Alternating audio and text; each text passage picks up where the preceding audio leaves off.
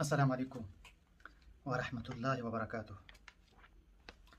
آه، كما وعدتكم في عيد الفطر، إن شاء الله اليوم سوف أقدم أهم العبارات عن عيد الأكبر، عيد الأضحى.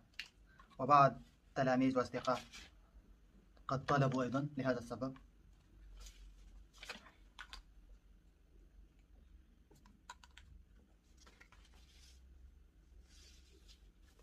الأول نبدأ من عرفة، يوم العرفة، لأنه طبعا اليوم يوم العرفة. دعرفي روجمو نولد أيا دعرفي روجمو نولد. هل صمت يوم العرفة؟ هل صمت صوم يوم العرفة؟ أو هكذا تستطيع تسأل: أيا دعرفي